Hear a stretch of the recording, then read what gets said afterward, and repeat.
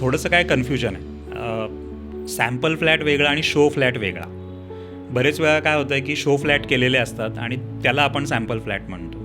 Sample flat म्हणजे काय, तर जे तुम्ही नंतर देणार आहात किंवा जे तुमच्या घरात असणार आहे त्याचं सॅम्पल लावलेलं आहे, म्हणून तो सॅम्पल फ्लॅट. वारा जसा वाहतो त्याचा जर विचार केला आपण तर नॉर्थकडे आपल्याकडे म्हणतात, म्हणजे उत्तरेकडे, की हॉल असावा. याचं कारण असं आहे की डिफ्यूज लाईट त्या बाजूने येतो, त्यामुळे हॉल जो आहे तो नॉर्थकडे असावा. मग आपल्याकडे सूर्यप्रकाश सकाळचा मिळावा म्हणून किचन जे आहे ते पूर्वेकडे असावं असं आपण म्हणतो. घर घेताना अशा काय गोष्टी आपण स्वतः त्याची काळजी घेतली पाहिजे ज्यात आपली कदाचित फसवणूक होण्याची शक्यता असते? बजेट ऑफकोर्स प्रत्येकाचं आहे, पण आमचा अनुभव असा आहे की 1 कोटीचं बजेट आहे तर त्याला 1.25 कोटीचंच घर आवडतं. त्यामुळे आम्ही तर सजेस्ट करतो की जर तुम्हाला आत्ता वाटतंय ना तर थोडंसं जास्त बजेटचं पण घ्या. कारण असं आहे की नंतर पटकन बदलणं इतकं सहज शक्य होत नाही. त्यामुळे नेहमी आपल्याला आपल्या बजेटपेक्षा थोडं वरचंच आवडतं. जाणवते आपल्याला की इमारतच खूप हीट ॲब्सॉर्ब करते. हो, खूप गरम होते. त्याला हीट आयलंड इफेक्ट म्हणतात, की हीटचा एक आयलंड तयार होतो इमारत म्हणजे. तर तो कसा कमी करता येईल, तर सोलर रिफ्लेक्टिव्ह टाईल्स किंवा सोलर रिफ्लेक्टिव्ह पेंट्स अवेलेबल आहे. म्हणजे ऊन पडलं, आता उदाहरणार्थ त्याला आपण म्हणूया सोलर रिफ्लेक्टिव्ह इंडेक्स आहे, तर टाईल अशी लावली जाते किंवा पेंट असा दिला जातो की त्याच्यावर 100 ऊन पडलं तर 70 रिफ्लेक्ट होतं. बऱ्याचशा ॲडव्हर्टाइजमेंट ज्या असतात म्हणजे रिअल इस्टेटच्या, स्पेसिफिकली मुंबई सोडल्यास बाकी शहरातल्या बऱ्याचशा ज्या ॲडव्हर्टाइज असतात त्याच्यात इतक्या फॅसिलिटीज असतात तर वाचणंही शक्य होत नाही. म्हणजे 100 फॅसिलिटीज असतात. तर ह्याला काही लेन्स लावणं गरजेचं आहे का आपण बघतं घर घेताना, की बाबा यातनं नक्की मी किती वापरणार आहे किंवा नक्की काय फिजिबल आहेत?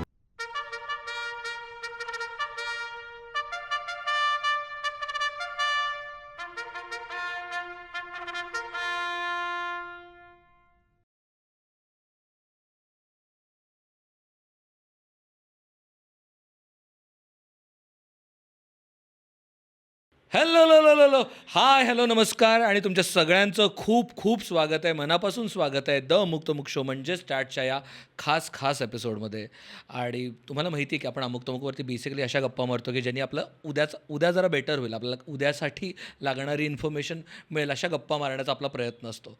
आणि कोविडनंतर तुमच्या लक्षात आलं असेल की आपण घर घेताना घराची युटिलिटी बदलली. आपण घर जसं पूर्वी वापरायचो 2019च्या आधी, त्यापेक्षा आपण खूप वेगळ्या पद्धतीने वापरतो आहे. आणि एस्पेशली आत्ता जर हा उन्हाळा बघितला तर आपल्याला लक्षात आलं की अरे बापरे, जरा घराची वेगळ्या पद्धतीने विचार करणं गरजेचं आहे. कुठे वारं येतं आहे, कुठे ऊन येतं आहे, ह्या सगळ्या गोष्टींचा विचार करावा लागणार आहे. म्हणून नवीन घर घेत असाल काय पद्धतीने किंवा जुनं घर असेल तर काय पद्धतीने विचार केला पाहिजे आपण घर घेताना, ह्या खास विषयावरती आपण गप्पा मारायला बोलवलेलं आहे आपल्या आजच्या खास पाहुण्यांना. आपल्यासोबत आहेत गणेश जाधव सर आहेत, ते गंगोत्री होमचे सहसंस्थापक आहेत आणि ते ग्रीन डिझाईनमध्ये खूप त्यांची स्पेशालिटी आहे, त्यांचा बराच अभ्यास आहे, म्हणून स्पेसिफिकली आज आपण त्यांना गप्पा मारायला बोलवलेलं आहे, सो दॅट तुम्हाला अंदाज येईल की काय पद्धतीने आपण विचार करावा. Yes, welcome sir. थँक्यू. नमस्कार. नमस्कार. तर एकदा घर घ्यायचं म्हटलं ना की असंख्य प्रश्न मनात येतात. म्हणजे कार्पेट एरिया किती बघायचा, कुठल्या मजल्यावर घ्यायचं, कुठली दिशा बघायची, बजेटमध्ये आहे का, आजूबाजूची लोकॅलिटी काय, अशा खूप गोष्टी येतात. तर मला असं म्हणजे काय काय बघायचं हे साधारण माहीत असतं आपल्याला की घर घेताना की या माझ्या रिक्वायरमेंट आहेत. सगळ्यात मोठा तर कन्स्ट्रेंट जो असू शकतो तर कदाचित बजेट असू शकतो. त्याच्यामुळे खूप गोष्टी डिफाईन केल्या जातात. तर घर घेताना प्रायमरी अशा कोणत्या गोष्टी आहेत ज्याचा विचार केला पाहिजेत? कारण अशा बऱ्याच गोष्टी आहेत ज्या आपण सुटून जातात आपल्याकडनं आणि नंतर असं लक्षात येतं की अरे बापरे, या सोसायटीत कदाचित हे नाही आहे किंवा या घरात कदाचित हे नाही आहे, हे पुढच्या 10-15 वर्षांसाठी बनलं आहे का घर, असे नंतर प्रश्न पडू शकतात. तर ते पडू नये यासाठी घर घेतानाच काय गोष्टींचा विचार करायला पाहिजे? अ, मला असं वाटतं की घर घेताना 2 प्रकारचा विचार असू शकतो. एक तर मी राहण्यासाठी घर घेतो आहे ओके. का मी इन्व्हेस्टमेंट म्हणून त्या घराकडे पाहतो आहे. मग आपण क्षणभर असं धरूया की जे राहतं आहे त्याला आपण घर म्हणतो आणि मग काही लोकांकडे इतरही फ्लॅट असतात, त्यामुळे फ्लॅट घेत आहे का घर घेत आहे असं आपण क्षणभर जर विचार केला तर घर घेतानाचे क्रायटेरिया ऑफकोर्स वेगळे असणार. माझा अनुभव असं सांगतो की पहिलं लोक बघतात की लोकेशन. कारण काय की माझी नोकरीची जागा किंवा माझ्या व्यवसायाची जागा ती कुठे आहे. बरोबर. मग लोकांना शाळा कुठे आहेत, कॉलेजेस कुठे आहेत, हॉस्पिटल्स कुठे आहेत, हे सगळं बघून जनरली लोक ठरवतात की या भागात मला घर पाहिजे. आता काही वेळा तर रिडेव्हलपमेंटमध्ये आम्ही बघतो की लोकांचं असं असतं की ह्याच गल्लीत मला पाहिजे इथपर्यंत ते ठरवतात. मग एकदा जर ठरलं की या परिसरामध्ये किंवा या लोकेशनमध्ये मला घर घ्यायचं आहे, मग दुसरा विषय येतो की मला किती बेडरूमचा तो फ्लॅट हवा आहे. कारण इन जनरली आता आपल्याकडे सहजपणे 1 BHK, 2 BHK, 3 BHK अशी म्हणायची सवय आहे. हो. त्यामुळे माझं फॅमिली स्ट्रक्चर कशा पद्धतीचं आहे आणि त्यात किती मंडळी असणार आहेत. हम्म. आता अनेक जण आय टीमध्ये काम करतात, त्यामुळे मग माझं वर्क फ्रॉम होम असण्याची शक्यता आहे का. हम्म, हम्म, हम्म. करोनामुळे तो एक बदल मुख्यतः झालेला दिसतो आहे. म्हणजे असं की जी छोटी फॅमिली आहे त्यांना 1 BHK अदरवाईज चालला असता, कारण दोघंच आहेत किंवा एकच छोटं मूल आहे. पण आता असं लक्षात येतं आहे की अरे दोघांनाही किंवा निदान एकाला तरी वर्क फ्रॉम होम असतं हम्म, आणि मग ते करत असताना तिकडे बाळ रडतंय, इकडे काम चालू आहे, असं अवघड होऊन जातं. मग एक खोली असली पाहिजे की जिथनं काम करता येऊ शकेल. आणि मग आय टीच नाही, आता अनेक जण घरनं काम करण्याचा पण कल खूप वाढलेला आहे. त्यामुळे अशा केसमध्ये पूर्वी ज्याला 1 BHK पुरत होतं त्याला आता 2 BHK हवं करेक्ट असतं. करेक्ट. ज्यांचं फॅमिली स्ट्रक्चर थोडं मोठं, आईवडील आहेत किंवा मुलं आता मोठी आहेत, त्यांना 2चा आता 3 BHK हवा असतो. त्यामुळे हा दुसरा त्याच्यामधला हे झाला की केवढं घर मला त्याच्यामध्ये हवं आहे. पहिलं आपण बोललो लोकेशन, दुसरं बोललो केवढं मोठं घर हो. हवं आहे. आता तिसरं आहे की मग ह्या जर 2 साधारण लक्षात आलं की हे तर माझं ठरलं आहे, तर मग मी असं म्हणेन की कोण डेव्हलपर्सचे, कुठल्या डेव्हलपर्सचे तिथे प्रोजेक्ट्स चालू आहेत, त्यांचं जुनं काय त्यांच्याबद्दलची माहिती आहे, हम्म, हम्म. रेरावरती काय त्यांची माहिती. आता सरकारने रेरा आणल्यामुळे ते सोपं झालं आहे, त्या मानाने सगळं तुम्हाला ऑनलाईन अवेलेबल आहे पाहायला.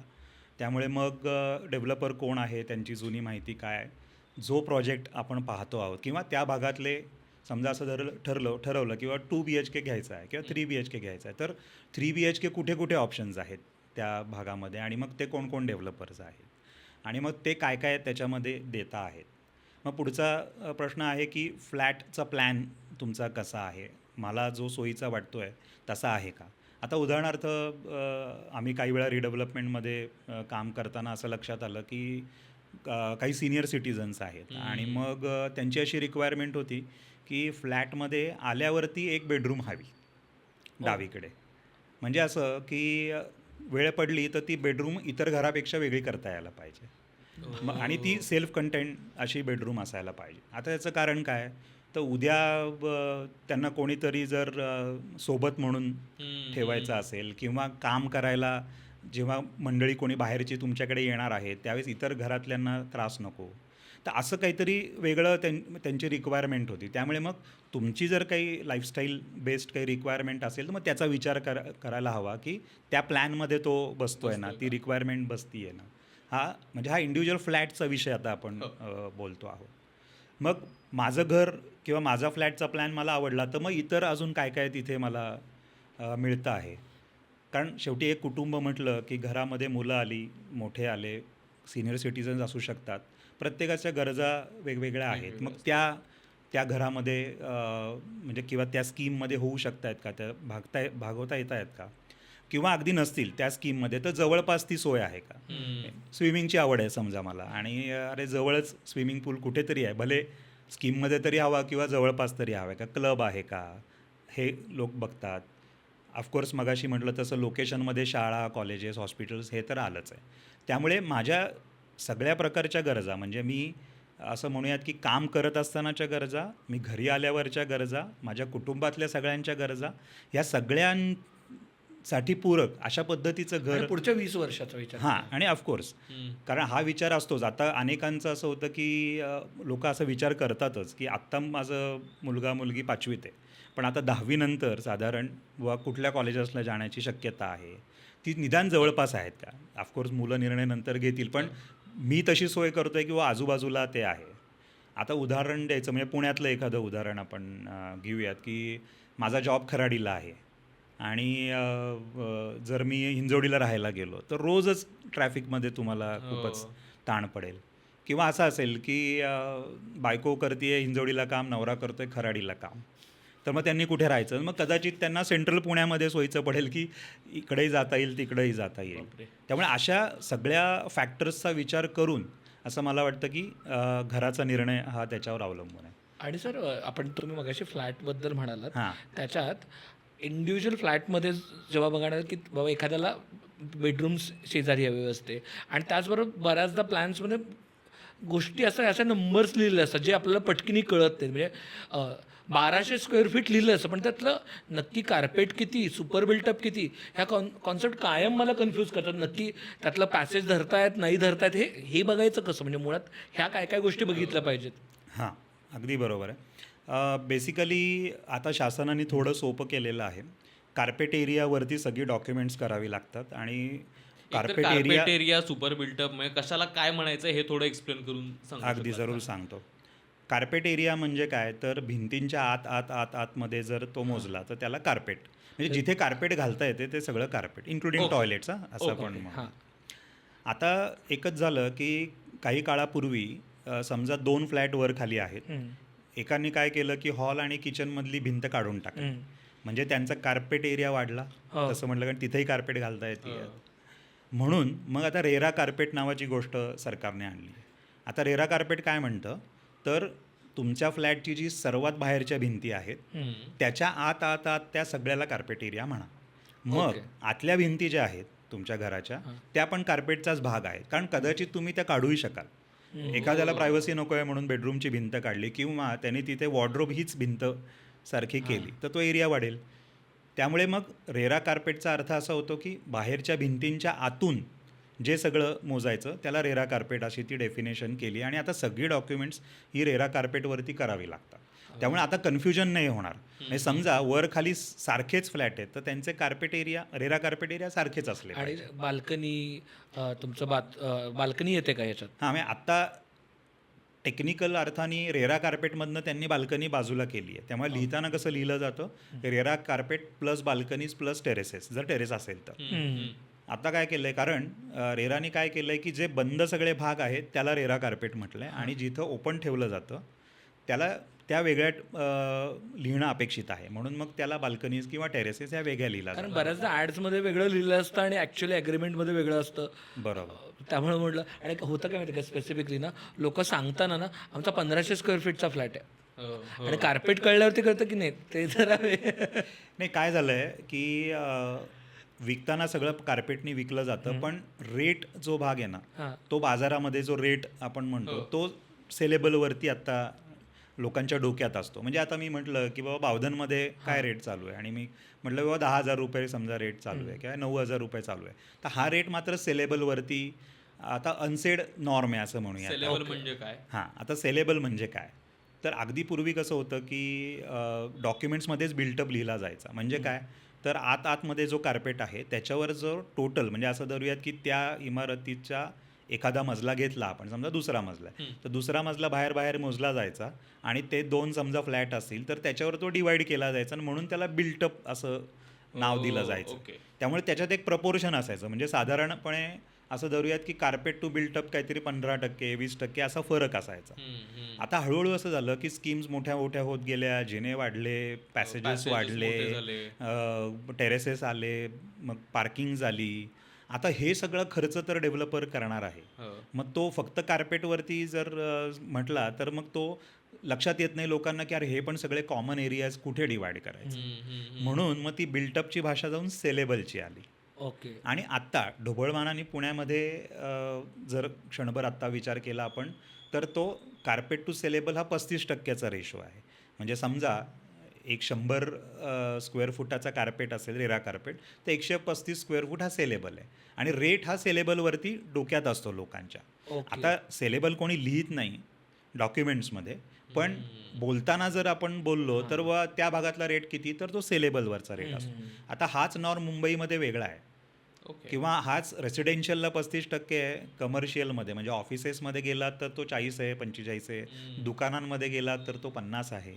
असं ते मार्केट सिच्युएशनप्रमाणे बदलत आत्तापर्यंत गेलेलं आहे. पण एक चांगलं आहे आता की आता लिहिताना डॉक्युमेंट्सवर तरी तुम्हाला रेरा कार्पेटच लिहावा लागतो. त्यामुळे ती क्लॅरिटी आता आणलेली आहे. ओके. आणि जेव्हा आपण बाकी गोष्टींचा घर घेताना हे विचार करतो, फॅसिलिटीज अँड एम्युनिटीजचा विचार करतो, त्याच वेळेला आपण एक झालं की स्क्वेअर फीट हा प्रकार झाला. दुसरं म्हणजे डिझाईन वाईज, म्हणजे काय बघ भिंती कशा आहेत, खिडक्या आहेत नाही आहेत किती आहेत ह्याचा काही विचार करणं गरजेचं आहे का म्हणजे कारण का त्यांनी काही फरक पडतो का? ऑफकोर्स म्हणजे आपल्याकडे आर्किटेक्चरल डिझाईनमध्ये काही दिशांचा एक जो नेहमी उल्लेख असतो तो थोडक्यात अगदी सांगायला हरकत नाही की आपल्याकडे ज्या प्रकारचं ऊन किंवा सूर्याचा जो प्रवास आहे वारा जसा वाहतो त्याचा जर विचार केला आपण तर नॉर्थकडे आपल्याकडे म्हणतात म्हणजे उत्तरेकडे की हॉल असावा.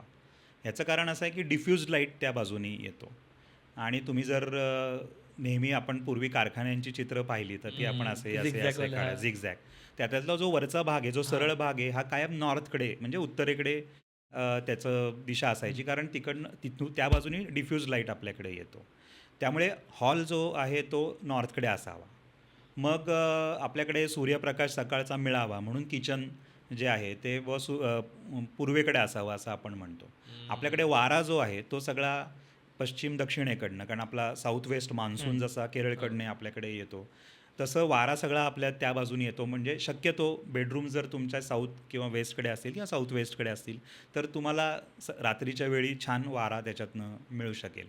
आता ह्या ढोबळमानाने दिशांचा जर अभ्यास केला तर त्या आधारावरती जर तुमचा फ्लॅट किंवा तुमचं जे काय घर आहे ते असेल तर ते सर्वात सुखकारक आहे. आता मला हे थोड्या नव्हतं माहिती. शाळेतलं भूगोल उपयोगाचं होतं का? म्हणजे कुठल्या दिशेने वारे वाहतात हे खरं तर घर घेताना पण माहीत असणं गरजेचं आहे. अगदी अगदी अगदी त्याचा म्हणजे त्या पद्धतीने जर तुम्ही वापर केला तर अगदी सहजपणे ते जाणवतं. आता तरीसुद्धा असं क्षणभर धरूया की शहरामध्ये राहतो आहोत एकाच प्लॉटवरती 4 फ्लॅट आहेत आणि मग ते मिरर इमेजेस आहेत तर अगदी सगळ्या दिशा सगळ्यांच्या नाही जुळणार आहेत. त्या मर्यादा आपल्याला असतील पण मग काय करता येण्यासारखं आहे तर बुवा ते जे फ्लॅट आहे ते थोडेसे एकमेकांपासून वेगळे केले आणि मध्ये काही डक्ट्स तयार करता येतात का जेणेकरून क्रॉस व्हेंटिलेशन्स करता येतील आपल्याला. म्हणजे खिडक्या आहेत म्हणजे शक्य असेल तर प्रत्येक तुमच्या खोलीला 2 बाजूला खिडक्या आहेत का हे तुम्ही तपासून पहा. ओके. प्रत्येक खोलीला 2 बाजूला खिडकी. हां. हो म्हणजे क्रॉस व्हेंटिलेशन साठी जागा आहे. एक्झॅक्टली. हो, हो. तर असं जर असेल की त्या प्लॅनमध्ये अगदी सगळीकडे 100% शक्य होईल असं नाही आहे पण बहुतांश ठिकाणी किंवा मेजर तुमच्या सगळ्या खोल्यांमध्ये जर 2 बाजूला तुम्हाला खिडक्या मिळाल्या तर याचा अर्थ ते व्हेंटिलेशन चांगलं होईल. हा त्यातला एक बेसिक क्रायटेरिया असू शकतो. आणि मग तुमचं नियोजन कसं आहे म्हणजे कोपऱ्यातला फ्लॅट आहे समजा तर मग तुम्हाला ऑफकोर्स 2 दिशा मिळणार आहेत किमान.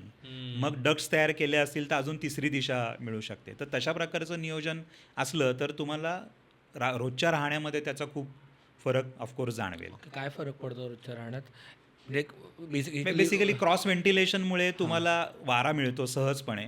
त्यामुळे ते गरम होण्याचा जो आता हे आहे किंवा तुम्हाला सफोकेट होण्याचा जो विषय तो ऑफकोर्स कमी होत जाईल. ओके ओके हो. आणि ह्याचं काही कारण असतं म्हणजे मला माहीत नाही आर्किटेक्चरली आता आमच्या किचनमध्ये लाईटच येत नाही. आमचं किचन डकमध्ये तर लाईटच त्याच्यामुळं असं होतं का की खाणं खराब होतं का घरातलं जास्त? नाही बेसिकली काय आहे की सकाळचा वावर जो आहे तो किचनमध्ये असणार आणि म्हणून पूर्वेकडनं जर ऊन आलं तर तो मंडळीनं आणि दुसरं सकाळचं जे ऊन असतं त्याचं इंटेन्सिटी कमी असते त्यामुळे ते चांगलं ऊन आपण म्हणतो ना काही विटॅमिन्स हे उन्हामधनं आपल्याला मिळतात तर त्यामुळे तिथे असं आपल्याकडे हे आहे की पूर्वेकडे किचन असावं हा त्यातला खरा भाग आहे. पण अगदी सगळ्यांना जरी ते पूर्वेकडे नाहीच मिळालं काही कारणाने तरी ते वेल व्हेंटिलेटेड आणि वेल लीट आहे की नाही म्हणजे प्रकाश चांगला येतोय ना वारा चांगला येतोय ना हे मात्र आपल्याला बघता येणं सहज शक्य आहे. आणि तो प्रयत्न जर त्या डेव्हलपरनी केला आहे की नाही हे आपण पाहू शकाल. बरोबर बरोबर. आपण जर घर घेण्याचे काही निगोशिएबल्स आणि काही नॉन निगोशिएबल्स ठेवले तर ते काय असू शकते म्हणजे या गोष्टींबाबत आपण अजिबातच कॉम्प्रोमाइज नाही केलं पाहिजे आणि या गोष्टींबाबत तुम्ही तुमच्या गरजांनुसार तुमच्या बजेटनुसार कदाचित विचार करू शकता. अशा काय गोष्टी असू शकतील? मी म्हणेन की मगाशी आपण काही क्रायटेरियाबद्दल बोललो तर तुमचे म्हणून जे मुख्य क्रायटेरिया आहेत किंवा उदाहरणार्थ लोकेशन आहे तर बुवा ह्याच भागात कारण तो रोजचा कम्फर्टचा भाग असू शकतो तर ते कदाचित तुम्हाला ठरवावं लागेल. दुसरा त्याच्यामधला भाग असू शकतो की केवढा मला फ्लॅट पाहिजे आहे माझी गरज किती आहे ती पण तेवढीच महत्त्वाची आहे. मग त्यातल्या त्यात काय आहे की बुवा फॅसिलिटीज काय काय आहेत त्या स्कीममध्ये त्या कदाचित थोड्या 19-20 असतील कमी जास्त असतील तर चालू शकेल किंवा अगदी माझ्या टाउनशिपमध्ये किंवा माझ्याच इमारतीमध्ये नाहीत पण आजूबाजूला त्या आहेत का हे तुम्ही पाहू शकाल की सगळ्या अगदी आपल्याच कॉम्प्लेक्समध्ये पाहिजेत असं नाही अशा नाही पण आजूबाजूला आहेत का. त्यामुळे तिथे तुम्ही थोडंसं असं धरूयात की फ्लेक्झिबल असायला हवं.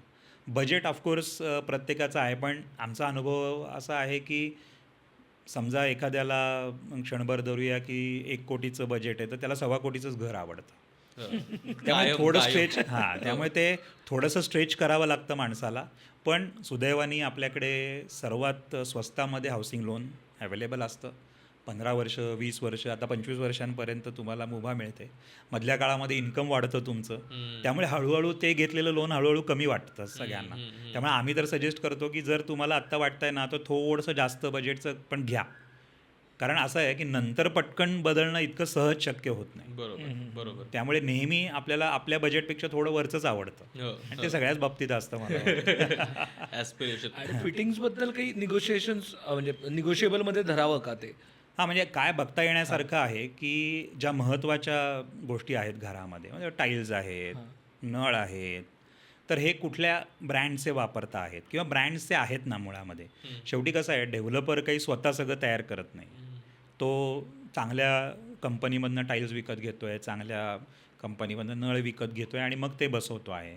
तर आपण एवढी खात्री करायला हरकत नाही आहे की चांगले ब्रँड्स वापरलेले आहेत ना आणि ते लिहिलेले आहेत ना आणि ते दिसतं आहेत ना तिथे. पण तर सर आता ब्रँडच्या बाबतीत जर बोलायचं झालं तर आता जॅग्वार सारखा ब्रँडचा 300 रुपयाचा नळ पण येतो आणि 30,000चा पण नळ येतो.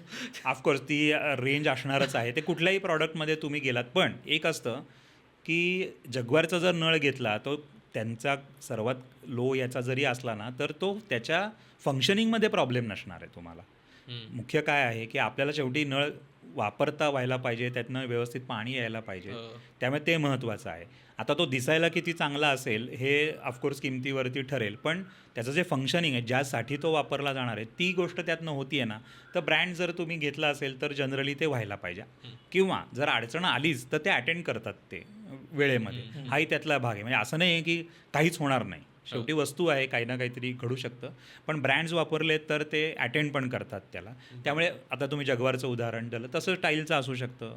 तसंच इतर जी फिटिंग्ज आहेत ती मुख्यतः सगळी ब्रँडेड आहेत ना, ही तुम्ही नक्की पाहायला पाहिजे. त्याच्यातनं एक अंदाज येतो की कामाचं हे कसं असणार आहे. आणि ऑफकोर्स जर तिथे सॅम्पल फ्लॅट असेल तर तुम्हाला बघता येईल की जे वापरलेलं आहे ते दिसतंय कसं. त्यामुळे त्याचा अंदाजही येऊ शकेल तुम्हाला आणि काय काय वापरले ते प्रत्यक्षात दिसेल सुद्धा. ओके. पण बऱ्याचदा सॅम्पल फ्लॅट इतका असं लॅविश असतो. म्हणजे मी जेव्हा माझं घर घ्यायचा विचार करतो मी बघत होतो असं का रे एवढं भारी घर असणार आपलं. पण ते नंतर लक्षात येतं की नाही असं नसतं. थोडंसं काय कन्फ्युजन आहे. सॅम्पल फ्लॅट वेगळा आणि शो फ्लॅट वेगळा. बरेच वेळा काय होतं आहे की शो फ्लॅट केलेले असतात आणि त्याला आपण सॅम्पल फ्लॅट म्हणतो. सॅम्पल फ्लॅट म्हणजे काय, तर जे तुम्ही नंतर देणार आहात किंवा जे तुमच्या घरात असणार आहे त्याचं सॅम्पल लावलेलं आहे, म्हणून तो सॅम्पल फ्लॅट. म्हणजे जे तुमच्या घरामध्ये जी टाईल नंतर येणार आहे ती लावलेली आहे, जो रंग येणार आहे तो लावलेला आहे, जी खिडकी येणार आहे ती लावलेली आहे, जे नळ येणार आहेत ते लावलेले आहेत. आता होतं असं की ते प्रेझेंटेबल करण्यासाठी त्याच्यात पडदे येतात, मग सोफे येतात, बेड्स येतात आणि मग इंटिरियरमध्ये काही ना काही फॉल सिलिंग येतं. पण ते काही त्या डिलिव्हरीचा भाग नसतो. मग ते असं वाढत वाढत जातं, मग ते शो फ्लॅट तयार होतात. आता ते एक आहे, म्हणजे तुम्ही असंही बघू शकता की अशा गोष्टी म्हणजे अशा लेवलपर्यंत ते घर करता येऊ शकतं, असा तुम्हाला अंदाज यायला त्याचा उपयोग होऊ शकतो. पण तसंच तुम्हाला मिळणार आहे असं नाही आहे. तर मेकअप करून दाखवतात ते. की हे असं दिसेल बाबा, ते तुझ्यावरती आहे, तू कसं करणार आहेस. अगदी बरोबर. पण पण म्हणजे जोक्स असाईड, पण मुद्दा असा होता की त्याच्यात जे फिटिंग्ज आणि हे येतात ते आपण काय ॲग्रीमेंटमध्ये वगैरे ते बघितलं पाहिजे का? कारण मला भीती तीच वाटते कायम की दाखवताना इथे दाखवत आहेत, आपल्याला काय कळणार आहे पुढे उद्या कुठला लावलाय काय लावलाय. कारण ॲक्च्युली हातात पडेपर्यंत 2-2.5 वर्ष लागणार आहेत. नाही, आता जनरली ॲग्रीमेंट्समध्ये इवन आता रेरावरती स्पेसिफिकेशन्स तुम्हाला बघता येतील. त्यामुळे काय स्पेसिफिकेशन्स मेन्शन केलेली आहे ती जरूर बघावी. शंका वाटली तर विचारावं की आम्हाला काय मिळणार आहे. म्हणजे कधी कधी लिखित स्वरूपात अगदी सगळं नसलं तरी प्रत्यक्षामध्ये तुम्ही काय करणार आहात, काय वापरणार आहात. म्हणजे मला जनरली असं वाटत नाही आहे की जे नळ दाखवले असतील ते नसतीलच, दुसरेच असतील. हां, फरक कुठे असू शकेल, त्यांनी एखाद्या शो फ्लॅटमध्ये वॉर्डरोब केलेला असेल जो डिलिव्हरीचा भाग नाही आहे, किंवा फॉल सिलिंग केला असेल जो कदाचित डिलिव्हरीचा भाग नाही आहे, पेंट आहे किंवा टेक्स्चर केलं आहे एखाद्या ठिकाणी. तर अशा गोष्टी असू शकतात की जे ॲडिशनल आहे. तुम्ही मगाशी म्हटलं ते ब्युटिफिकेशनचा भाग आहे. पण बेसिक डिलिव्हरी म्हणजे टाईल्स आहेत, नळ आहेत, हे सगळं मला वाटतं खिडक्या आहेत, हे जे सॅम्पल फ्लॅटमध्ये आहे ते असायला पाहिजे तुमच्या फ्लॅटमध्ये. ओके. अजून एक मुद्दा येतो ते म्हणजे डॉक्युमेंटेशन्स काय काय चेक करायचे. कारण आता आम्ही रिसेंटली एक नदीवरचा पाण्यावरचा एपिसोड केला होता. तर त्यात त्यांनी सांगितलं होतं की तुम्ही हे बघून घ्या आधी की तुम्ही जिथे तुमच्या बिल्डिंगचं बांधकाम होतं आहे ती त्या नदीच्या प्रवाहाच्या जागेत आहे का. तर त्यासाठी गव्हर्नमेंटचे काही काही कारण त्याच्यानंतर बऱ्याचदा आत्तामध्ये जिथे कुठे पाणी आलं होतं त्या बऱ्याच नंतर असं कळलं की तो सगळा जो त्या तिथे बांधलेलं बांधकाम आहे ते सगळं त्या नदीच्या वहन क्षेत्रातलं आहे. त्याच्यामुळे पूर आला तर ते त्यांच्या सोसायट्यांमध्ये पाणी शिरलं आणि मग नंतर ते काहीच करू शकले नाही कारण मग कोटी कोटींची घरं घेतलेली आहेत तिकडे. तर असे कुठले डॉक्युमेंट्स आहेत जे तुम्ही आधी तपासून बघितले पाहिजे कुठलंही घर घेताना? अ, आता रेरानी काम थोडं सोपं केलेलं आहे, पण सँक्शन आहे का त्या याला प्रोजेक्टला, आणि त्यातही तुमचा जो फ्लॅट आहे म्हणजे तुमचा ॲग्रीमेंट होण्यापूर्वी तो फ्लॅट सँक्शन आहे का हे पाहणं. आणि तो आता तुम्हाला रेरावरती साईटवर गेलात तुम्ही त्या प्रोजेक्टच्या साईटवरती तर ते पाहता येतं. त्यामुळे ते सहजपणे आता अवेलेबल आहे.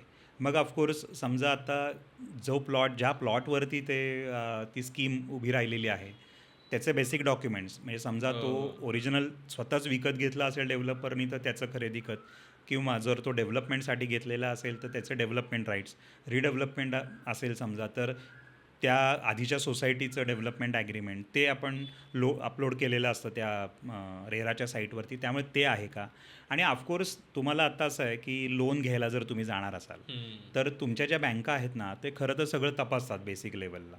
म्हणजे असंही करता येऊ शकतं की तुम्ही प्री अप्रुव्हल स्वतःचं जसं घ्याल त्याचबरोबर त्या प्रोजेक्टचं जे बेसिक डॉक्युमेंटेशन आहे ते तुमच्या वकिलांना दाखवू शकता घेण्यापूर्वी, कारण तुमची त्यातली तज्ज्ञता नाही आहे तर तुम्ही कोणाची तरी मदत घेऊ शकता की ते योग्य आहे. ग्रीन टर्मिनलचं वगैरे असं काही सर्टिफिकेट असतं का की कारण का मुंबईमध्ये नंतर काही वर्षानंतर कळलं की अखंड सोसायटी परमिशन सहित ओढ्यात होती.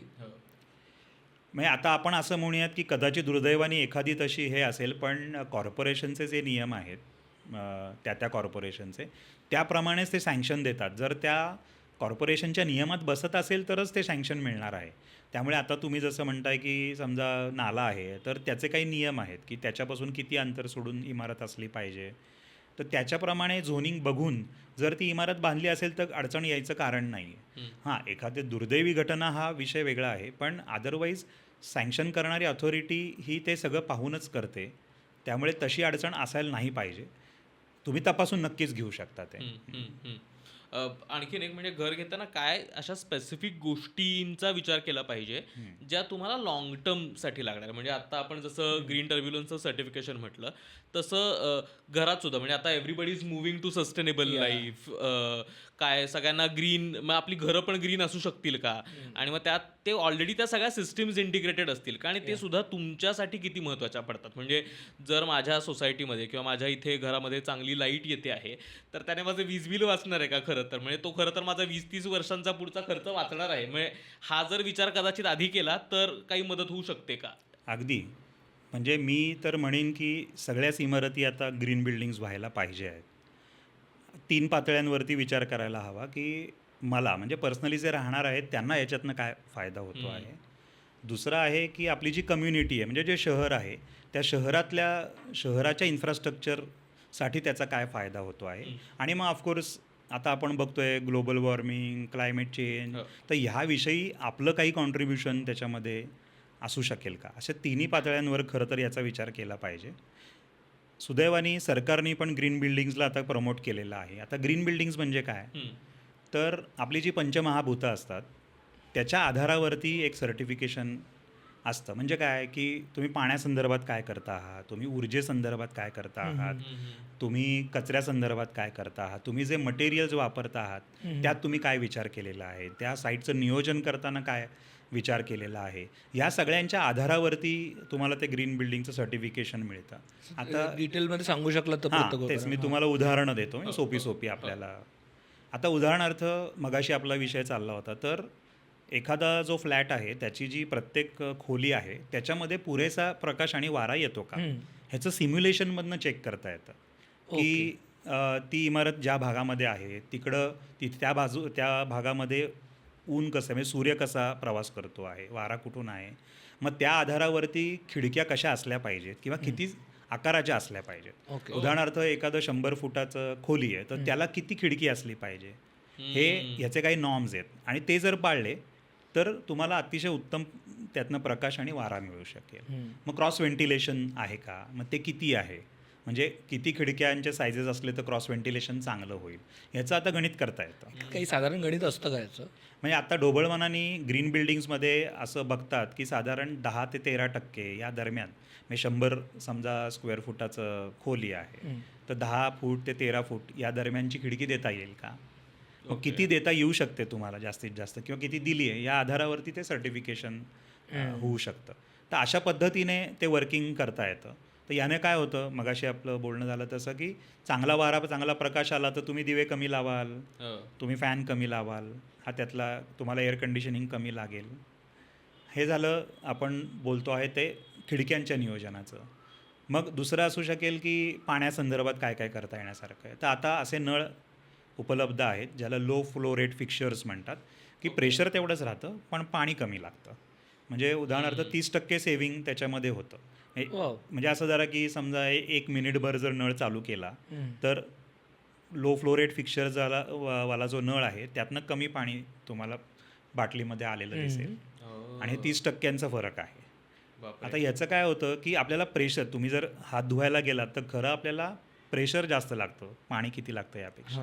त्यामुळे तुमची वापर कुठलाही कमी न करता पाणी कमी लागलं पाहिजे. तर ती सोय लो फ्लो रेट फिक्चर्समध्ये आहेत. मग तुमच्या इमारतीत ती बसवली आहेत का, जे सगळं पाणी त्या इमारतीमध्ये पडतं आहे ते तुम्ही रेन वॉटर हार्वेस्टिंग हा शब्द आता सगळ्यांना माहिती आहे तर ते तुम्ही करता आहात का. आता बरेच वेळा लोकांना वाटतं रेन वॉटर हार्वेस्टिंग म्हणजे सगळं पाणी एकत्र करायचं आणि एका टाकीमध्ये साठवायचं. तर ते तसं नाही आहे, कारण साठवून किती साठवणार तुम्ही, ते व्हायलाही पाहिजे, पुढे नदीला गेलं पाहिजे, पुढे समुद्रात जायला पाहिजे. म्हणून रिचार्ज बोर्स करता येतात. म्हणजे हे मुरवलं पाहिजे पाणी. बरोबर. असं गृहीत धरूया की प्रत्येकच इमारतीनं जर ते मुरवलं तर मग ज्या बोर्स आहेत त्या पुन्हा चांगल्या चालतील. म्हणजे तुझा परवा उन्हाळ्यात अक्षरशः सगळ्या बोरचं पाणी संपलं आणि लोकांना 100 फुटावरनं 300-350 फुटावर झालं. Exactly. परवा आपल्याला शैलजा मॅमनी सांगितलं. एक्झॅक्टली. तर असं हे मुरवायला सुरुवात जर केली, रिचार्ज बोर्स केल्या तुम्ही, तर जसं सगळे करायला लागतील त्याचा इफेक्ट हळूहळू जाणवायला लागेल. मग ऊर्जेसंदर्भात आपण बोलूयात. PV पॅनल्स तुम्ही वरती बसवत आहेत का ज्यातनं वीज तयार होते. आता सूर्य फ्री आहे, सगळ्यांना फुकट अवेलेबल आहे. तर तुम्ही तुमची वीज तयार केली, ती MSEDCLला दिली, तर त्याच्यातनं आता नेट मीटरिंग सुरू झालेलं आहे. त्यामुळे तुमच्या वीज बिलामध्ये तुम्हाला फरक पडू शकेल. तुम्ही LEDचे दिवे वापरू शकता जेणेकरून तुमचं कन्झम्पशनच कमी होईल. म्हणजे बेसिकली रिड्यूस, रियूज, रिसायकल हे जे प्रिन्सिपल आहे ते प्रत्येक बाबतीमध्ये आपण करू शकू. मग कचरा, तुम्ही ओला कचरा निदान तुमच्याच इमारतीमध्ये त्याचा निचरा करू शकाल का, तशा प्रकारची व्यवस्था करू शकाल का. जो सुका कचरा आहे तो अनेक NGOज आहेत ज्या गोळा करतात किंवा कॉर्पोरेशनला दिला तर ते तुम्ही करू शकाल का. मटेरियल जे तुम्ही वापरतात तर ती पर्यावरणस्नेही वापरता येतील का, हा त्याच्यामध्ये अजून एक. काय मटेरियल्स असतात? आता उदाहरण एक तुम्हाला देतो की फॉरेस्ट स्टुअर्डशिप काउन्सिल सर्टिफाईड वूड म्हणजे काय की अशा विशिष्ट जंगलातनं आणलेलं लाकूड की जे बांधकाम उद्योगासाठीच उगवलेलं आहे असं आता अवेलेबल आहे. म्हणजे मग काय की कुठल्या तरी जंगलाची हानी करून आणलेलं लाकूड वापरू नका. AAC ब्लॉक्स आता नव्याने आलेले आहेत तर ते AAC ब्लॉक्स त्याला वापरतानाच तुम्हाला क्युरिंग लागत नाही, म्हणजे त्याला पाणीच लागत नाही, त्यामुळे पाणी कमी लागतं बांधकामामधलं. तर असे जे मटेरियल्समधल्या गोष्टी जर तुम्ही केल्या तर त्यातनं तुमचं सेव्हिंग होऊ शकतं. मग अजून एक मुद्दा आहे की आपल्याकडे आत्ता जो जाणवत आहे आपल्याला की इमारतच खूप हीट ॲब्सॉर्ब करते. खूप गरम होते. त्याला हीट आयलंड इफेक्ट म्हणतात की हीटचा एक आयलंड तयार होतो इमारत म्हणजे. तर तो कसा कमी करता येईल, तर सोलर रिफ्लेक्टिव्ह टाईल्स किंवा सोलर रिफ्लेक्टिव्ह पेंट्स अवेलेबल आहेत. म्हणजे ऊन पडलं, आता उदाहरणार्थ त्याला आपण म्हणूया सोलर रिफ्लेक्टिव्ह इंडेक्स आहे. तर टाईल अशी लावली जाते किंवा पेंट असा दिला जातो की त्याच्यावर 100 ऊन पडलं तर 70 रिफ्लेक्ट होतं. म्हणजे 0.7 SRI व्हॅल्यू आहे उदाहरणार्थ त्याची. तर त्याचा उपयोग काय होतो, तर इमारतीच्या छतावरती किंवा जे एक्सपोज्ड एरियाज आहेत तिथे अशा प्रकारचे पेंट्स किंवा जर टाईल्स लावल्या तुम्ही तर सगळं ऊन परावर्तित झाल्यामुळे ॲब्सॉर्ब होत नाही त्याच्यामध्ये. तर हा एक आपण करण्यासारखी गोष्ट आहे. त्यामुळे बिल्डिंग थंड राहू शकते ॲक्च्युली. हां. मग पाण्याच्या बाबतीत अजून असं आहे की सॉरी सर, याच बाबतीत विचारायचं होतं. बऱ्याच जण म्हणजे टॉप फ्लोअरचं घर घ्यायचं नसतं लोकांना, कारण का ते तापतं खूप. अगदी बरोबर, मग आता ह्याच्यावरती काही आलंय का की जसं अगदी म्हणजे आता दोन प्रकारच्या त्याच्यावरती गोष्टी, आता एक मी तुम्हाला उल्लेख केलाच SRIचा सोलर रिफ्लेक्टिव्ह टाईल्सचा, त्याचबरोबर इन्सुलेशन करू शकता तुम्ही. आता 50 mm थिकनेसचे म्हणजे वॉटरप्रूफिंग झालं टेरेसवरती की 50 mmचं इन्सुलेशनचा एक लेअर करता येतो. असं म्हणतात की साधारणपणे 5 डिग्रीचा फरक करेल एवढं इन्सुलेशन. बापरे. हो, आणि अगदीच काही वेळा छतावर नाही तर तुम्ही आतनं सुद्धा ते करू शकता स्लॅबला लागून. त्यामुळे तेवढा फरक करता येऊ शकतो आणि मग त्याच्यावर पुन्हा सोलर रिफ्लेक्टिव्ह टाईल्स पण लावता येऊ शकतात. असं सगळं केलं तर शेवटच्या मजल्यावरती मग तो जो प्रॉब्लेम जाणवतो की खूप गरम होते तसं होत नाही, आणि तो आत्ता बऱ्याच ठिकाणी हे केल्यावरती फरक खूप जाणवतो आहे. म्हणजे हे प्रत्यक्षामध्ये होताना दिसतंय आत्ता. मला असं वाटतं की हे सगळे झाले इंडिव्हिज्युअलला होणारे सगळे बेनिफिट्स आहेत. आमचा अनुभव असा सांगतो की सोसायटीला म्हणून सुद्धा सोलर PV बसवल्यामुळे ना वीज बिलामध्ये बऱ्यापैकी फरक पडतो. एखाद्या सोसायटीमध्ये मेंटेनन्सला मुख्य 3 ज्या गोष्टी आहेत, सिक्युरिटी, हाऊसकीपिंग आणि वीज बिल, हे सर्वात मोठे असं धरूयात की फॅक्टर्स आहेत. तर जर सोलर PV केलेलं असेल, नव्या इमारतीमध्ये सोलर PV दिलं आहे का डेव्हलपरनी हे चेक करा. अगदी जुनी असेल तर तुम्ही तुमचं करून घेऊ शकता का हे चेक करा, पण त्याने वीज बिलामध्ये बराच फरक पडेल. त्यामुळे हे इंडिव्हिज्युअल लेवलला मेंटेनन्समध्ये खूप फरक पडू शकतो. आणि माझा तर असा अप्रोच आहे की ह्या सगळ्याचा उपयोग काय ॲज अ कम्युनिटी, तर शहराचं जे इन्फ्रास्ट्रक्चर आहे त्याच्यावरती पण फरक पडतो. असं क्षणभर धरा की प्रत्येकच इमारत आहे त्यांनी 30% पाणी वाचवलं, तर सरकारला पाण्यावरचा खर्च कमी करावा लागेल. बरोबर.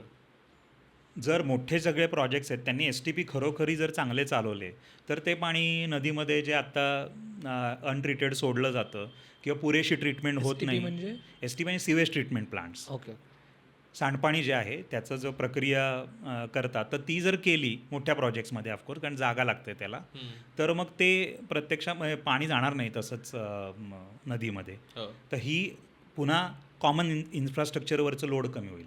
जर तुम्हीच वीज तयार केली काही प्रमाणामध्ये तर MSEBवरचं लोड त्यातनं कमी होणार आहे. त्यामुळे हा झाला कम्युनिटी म्हणून होणारा फरक. म्हणजे एक झाला इंडिव्हिज्युअल लेवलला, सोसायटी लेवलला, कम्युनिटी लेवलला, आणि ऑफकोर्स आपण सगळ्यांनीच जर हे करायला सुरुवात केली तर असं धरा की एखाद्या शहरामध्ये सगळ्याच इमारती ग्रीन आहेत, तर मग त्याचा ऑफकोर्स ॲज अ काय म्हणूयात सोसायटी म्हणून मोठा फरक पडेल, देश म्हणून पडेल, पृथ्वीवरचा फरक पडेल. हे नक्की मोठ्या प्रमाणात होऊ शकेल. आणि आता सरकार पण याला प्रमोट करतं आहे. आता तुम्ही जर ग्रीन बिल्डिंग्स केल्या तर तुम्हाला इन्सेंटिव्ह FSI मिळतो आहे, कारण डेव्हलपरनी हे सगळे खर्च करायचे म्हटल्यावर तो अधिकचा जो खर्च आहे तो कुठून तरी भरून निघाला पाहिजे. त्यामुळे ॲडिशनल FSI दिला जातो. त्यामुळे ती पण आता मुभा आहे. ओके. पण मग एक कायम प्रश्न पडतो, म्हणजे घर घेणं हे तसंही खूप खर्चिक अफेअर आहे. म्हणजे जसं आपण म्हणजे कोटींमध्येच आपण आता घरांबद्दलच्या किमतींबद्दल बोलतो. जर ग्रीन बिल्डिंगचा विचार करायचा असेल, म्हणजे मला काय घर घ्यायचं आहे आणि मला आता मी असं बिल्डिंग बघतो आहे किंवा असं घर बघतो आहे जे सस्टेनेबल आहे, जे काय ग्रीन बिल्डिंग या तत्वावरती बनवलं, तर त्यात प्राईस डिफरन्स पण किती जाणवतं. म्हणजे मला किती स्वतःला खिशातनं पैसे टाकावे लागतात जास्त त्या गोष्टीसाठी. कारण अल्टिमेटली मग मी विचार करणार आहे की नाही, मग मला यात जर एक एक्स्ट्रा बेडरूम काढता येते आहे तर मग मी एक्स्ट्रा बेडरूम काढीन त्यात, आणि मग मी 4 BHK घेईन 3 BHK पेक्षा. तर पैसेवाईज सुद्धा किती खिशाला चाप असू शकतो. नाही आहे, चाप अजिबातच नाही. अच्छा. हां, म्हणूनच मी मगाशी म्हटलं. ते कसं आहे, सुदैवाने 2017 नंतर महाराष्ट्रातलं मी सांगतोय, आणि आता सगळ्या राज्यांमध्ये आहे. इन्सेंटिव्ह FSI दिलेला आहे डेव्हलपर्सना. त्यामुळे काय आहे की कुठल्या टाईपचं सर्टिफिकेशन आहे, उदाहरणार्थ आता इंडियन ग्रीन बिल्डिंग काउन्सिल हे एक सर्टिफाय करतं, किंवा ASSOCHAM म्हणून आहे ते सर्टिफाय करतात. आता IGBC म्हणजे इंडियन ग्रीन बिल्डिंग काउन्सिलचा जर विचार केला तर जर तुम्ही सिल्वर लेवलपर्यंत पोहोचला तर 3% FSI ॲडिशनल आहे. गोल्ड लेवलला पोचलात तर 5% ॲडिशनल FSI आहे. प्लॅटिनमपर्यंत गेला तर 7% ॲडिशनल FSI आहे. त्यामुळे डेव्हलपर जे हे जास्तीची कामं सगळं यासाठी करतो आहे, त्यामुळे त्यांना ॲडिशनल एरिया मिळतो आहे विकायला, त्यातनं ते कॉम्पन्सेट होतं आहे. त्यामुळे ग्रीन बिल्डिंग केली म्हणून तुम्हाला जास्तीचे पैसे नक्की द्यायचे नाही. ओके, हे माझ्या कॉस्टवरती नाही आहे. हां, करेक्ट. म्हणजे इनडायरेक्टली असं धरूयात की सरकारने तो जो खर्च डेव्हलपरचा होतो आहे तो ॲब्सॉर्ब केला आहे त्यांना जास्तीचा FSI देऊन. म्हणजे हे एनकरेजमेंट Exactly. एनकरेजमेंट असल्यासारखं. एक्झॅक्टली. मग काय कन्स्ट्रेंट्स असतील, कारण का जर 7% मला मिळतंय तर मी का नाही करायचं, मग सगळेच करतील ना, का करत नाही आहेत सगळे. मग 2 भाग आहेत. थोडा अवेअरनेसचा प्रश्न आहे. आता 2017 नंतर पॉलिसी आलेली आहे इन्सेंटिव्ह FSIची. अनेक वेळा अनेकांना ते माहिती नाही, अजून पुरेसं माहिती नाही आहे असं म्हणूयात. एक आहे की समजा तुम्ही ही बिल्डिंग सर्टिफाय केली आणि काही कारणाने तुम्ही ते सर्टिफिकेशन नीट करू शकला नाही तर दंड पण आहे. त्यामुळे काही वेळा डेव्हलपरना भीती वाटू शकते की अरे आपण बांधला FSI तेवढा आणि नंतर काही कारणाने तो नाहीच फायनल सर्टिफिकेशन झालं तर दंड पडेल आपल्याला. पण मला असं वाटतं जसा अवेअरनेस वाढत जाईल, अधिकाधिक लोक हे करू लागतील ना, तसतसं ते रुळेल सगळीकडं आणि सगळेच जण करायला लागतील. रादर तोच तर सरकारचा हेतू आहे की अधिकाधिक लोकांनी ते करावं आणि भारतभर करावं. घर घेताना म्हणजे आता आपण त्याच विषयी बोलतो आहोत म्हणून घर घेताना अशा काय गोष्टी आपण स्वतः त्याची काळजी घेतली पाहिजे ज्यात आपली कदाचित फसवणूक होण्याची शक्यता असते. म्हणजे भीती कारण बऱ्याचदा काही म्हणजे आपण जसं कार्पेट एरियाबद्दल बोललो की एक कार्पेट एरिया सांगितलं आहे, वापरायला मिळते ती जागा वेगळी आहे, यातला अंडरस्टँडिंगचा फरक आहे, ही गोष्ट वेगळीच असू शकते. पण अशा काय काय गोष्टींची खातरजमा केली पाहिजे की या ठिकाणी बाबा तुमची कदाचित फसवणूक होऊ शकते किंवा कदाचित 19-20 झालेलं असू शकतं, अशा गोष्टींची काळजी. बेसिकली कुठे लूपहोल्स असतात. लूपहोल्स काय असू शकतात? मला असं वाटतं की ट्रान्सपरन्सी हा फार महत्त्वाचा विषय आहे याच्यामध्ये, व्यवहारामध्ये. त्यामुळे काय करता येण्यासारखं आहे ते मी नक्की सांगेन. बरेच वेळा असं लोकांना वाटत असतं की अरे कागदावरती यांनी हा एवढा एरिया दाखवला आहे, हे डायमेन्शन्स दाखवलेले आहेत, पण जागेवरती खरंच तेवढे आहेत का डायमेन्शन्स? तर असं करणं अगदी सहज शक्य आहे की तुमच्या फ्लॅटचं जेव्हा पहिली वीट किंवा पहिला ब्लॉक हा लावला जाईल तेव्हा ती डायमेन्शन चेक करून घ्या.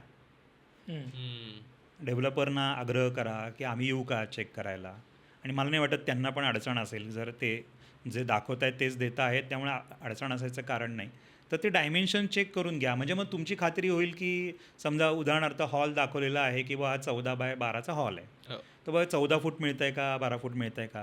कारण डायमेन्शन जी लिहिलेली असतात ती बांधकाम जेव्हा होतं त्या वेळेसची असतात. थोडं प्लॅस्टर वगैरे किंवा टाईलमुळे ते कमी होतं, पण बांधकाम झाल्या तुम्ही चेक करून घ्या. जर काही कारणाने थोडीशी अडचण असली तर तुम्हाला तेव्हाच त्यांच्याशी बोलता येईल. बरोबर. जेव्हा तुम्ही पोझिशन घेताय तेव्हा तुम्ही चेक करायला गेलात तर मग काहीच बदल करता येणार नाही कदाचित. त्यामुळे जेव्हा बांधकाम होतं आहे त्याच वेळेस तुम्ही जाऊन ते बघा. आणि मग जी स्पेसिफिक मगाशी आपण सॅम्पल फ्लॅटचं बोललो, तुम्ही एक बघू शकता की बाबा मला माझ्या डॉक्युमेंटमध्ये हे लिहून दिलं आहे, ते बाबा ती यादी घेऊन जा आणि सॅम्पल फ्लॅटमध्ये चेक करा ते आहे का सगळं. आणि मग जसं सॅम्पल फ्लॅटमध्ये आहे पुन्हा ते जो काय माझा फ्लॅट आहे त्याच्यामध्ये होतं आहे का ते पाहता येण्यासारखं आहे. हे सहज शक्य आपल्याला आहे. त्यामुळे असं जर केलं म्हणजे जी कमिटमेंट आहे, कमिटमेंट दोन्ही बाजूनी आहे.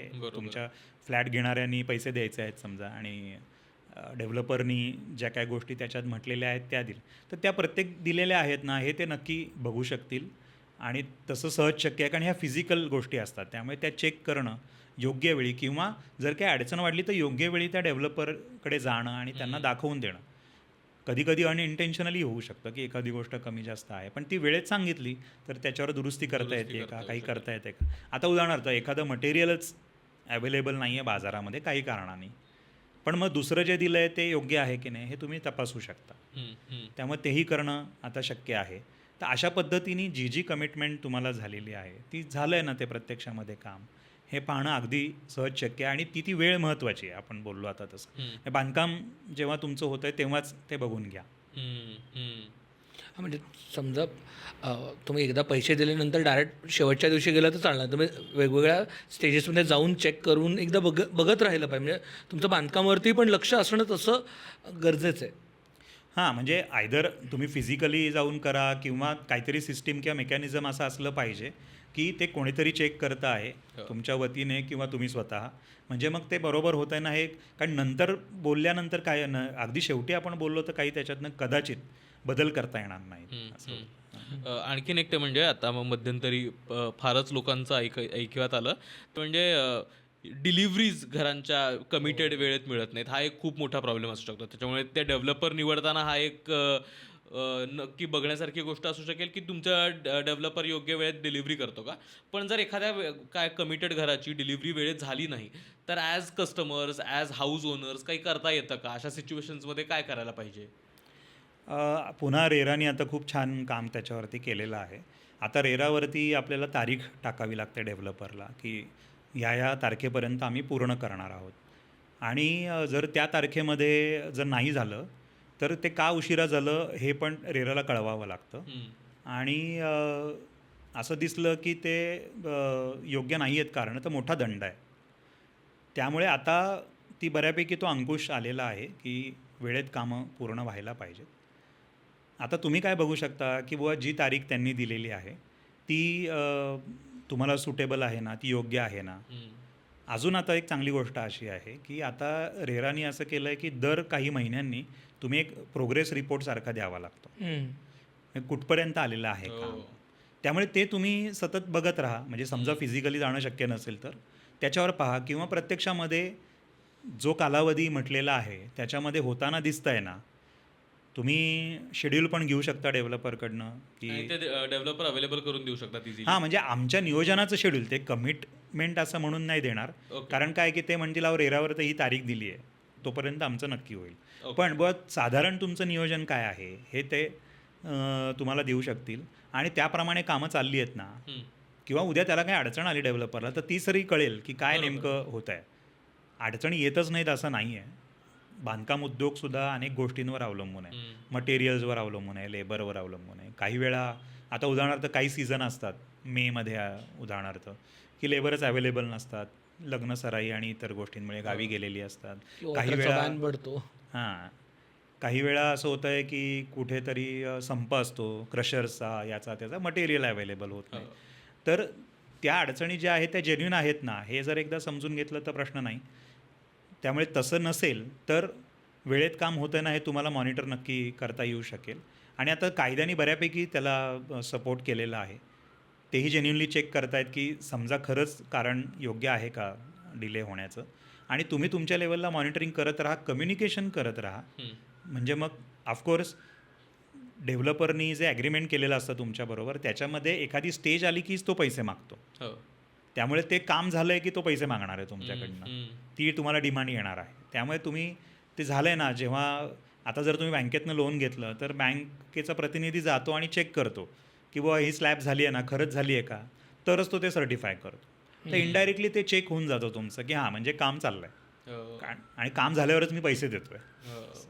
हे खरं तर मस्त आहे की लोन घेतल्यानंतर खरं तर बँक तुमच्या प्रॉपर्टीचं काम व्यवस्थित होतंय का हे रखवालदारीचंही काम करते खरं तर. अगदी अगदी तसं आहे. कारण का त्यांना माहिती नाही ह्याच्या बेसिसवरती लोन दिलंय. हो, हो. आणखीन एक ते म्हणजे घर घेताना कायम आणखीन एक गोष्ट बघितली जाते म्हणजे ॲम्युनिटीज काय काय अवेलेबल आहेत की काय काय या गोष्टी अवेलेबल आहेत त्या गोष्टी अवेलेबल आहेत. म्हणजे हे घर घेताना फ्लॉन्ट करायला छान वाटतं की आमच्या सोसायटीमध्ये स्विमिंग पूल आहे, आमच्याकडे जिम आहे, आमच्याकडे हे आहे ते आहे. पण ॲक्च्युअल वापरणारं त्याचा किती लोक आहे ते माहीत नाही. म्हणजे त्या स्विमिंग पूलमध्ये उन्हाळा झाला की 2 दिवस सोडल्यास ते कुणीच कधीच जात नाहीत आणि मग ते तसेच पडून राहतात. मग त्याच्यासाठीची सगळ्यांकडनं गेलेली एक ती कॉस्ट असते. तर ॲम्युनिटीज पण असताना म्हणजे सिलेक्ट करताना काय काय गोष्टींचा विचार केला पाहिजे. कारण ते सुद्धा त्यासाठी सुद्धा तुम्ही पैसे भरता आहात.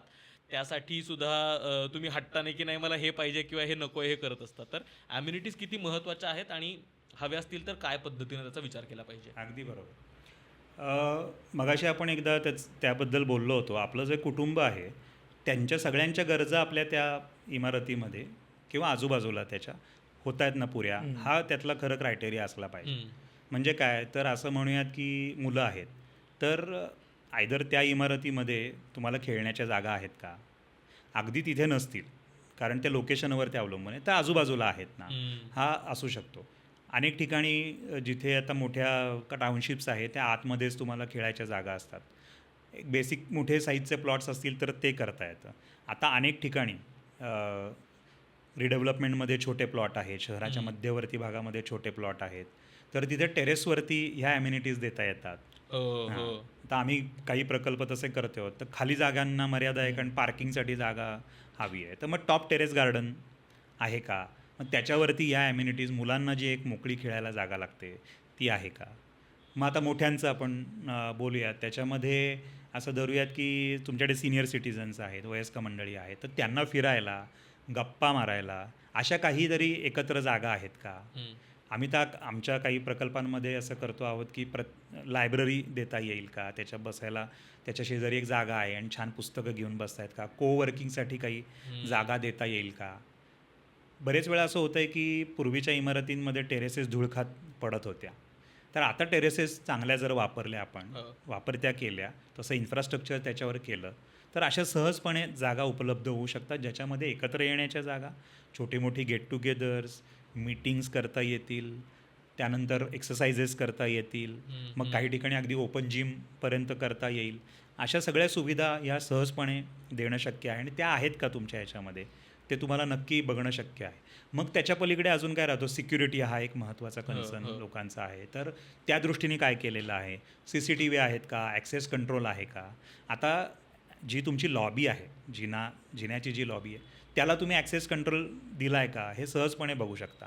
अगदीच जुन्या इमारती असतील तर आत्ता तुम्ही लावून घेऊ शकता. त्यामुळे तो एक महत्त्वाचा भाग आहे की ॲक्सेस कंट्रोल चांगला आहे, CCTV तिथे आहे, त्यामुळे सिक्युरिटीची सोय त्याच्यामध्ये केलेली आहे. त्यामुळे ह्या अगदी बेसिक ॲम्युनिटीज जर तुमच्या असतील की सगळ्यांना एकत्र येणं, खेळणं, बसणं आणि सिक्युरिटी, ह्या जर तुमच्या ॲम्युनिटीज ह्या बेसिक लेवलला जर असल्या आणि ऑफकोर्स बाकी पाण्याबद्दल, बाकी ड्रेनेजबद्दल ह्या सगळ्या सोयीसुविधा तर या सगळ्याकडेच असतात. आता स्विमिंग पूल हा जो विषय आहे तो मोठ्या टाउनशिप्स शिवाय शक्य होत नाही करणं प्रत्यक्षामध्ये.